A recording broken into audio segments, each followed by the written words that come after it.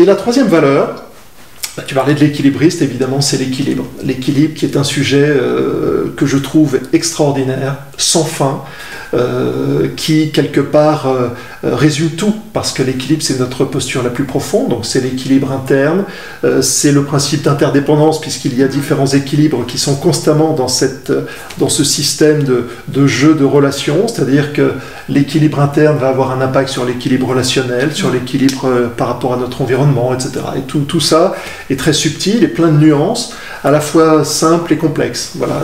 Et donc j'ai une vraie valeur basée sur la recherche de l'équilibre et de tout ce que ça peut vouloir dire. Et comment ça s'anime justement dans ton quotidien ? Alors, ça s'anime à travers, tu sais, quand on parle par exemple, il y a un lien entre l'équilibre et l'énergie. Donc il y a 4 leviers pour moi fondamentaux pour travailler sur à la fois son énergie et son équilibre. Ça passe d'abord par le corps. Voilà. Donc ça veut dire que chaque jour, il faut un rendez-vous avec son corps. Il faut pouvoir en prendre soin, l'entretenir. La santé, ça s'entretient, le développer, parfois le challenger aussi, aller chercher un peu les limites pour pouvoir faire que le corps soit dans une dynamique permanente, parce que dès qu'on le laisse s'endormir un petit peu trop longtemps, il décline. Bon.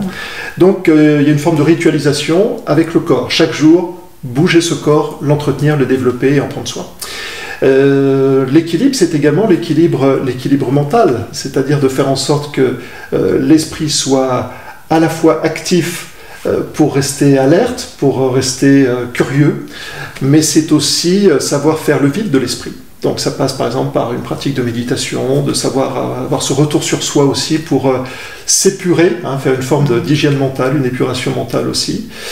Le troisième levier, ça va être l'équilibre émotionnel, d'être toujours attentif à la manière dont les émotions s'impriment sur moi. Est-ce que la joie l'emporte sur la colère ? On peut dire que beaucoup de situations dans la vie pourraient facilement nous mettre en colère. Ça demande une attention, une vigilance. Donc c'est la notion d'équilibre émotionnel, faire attention à son cœur.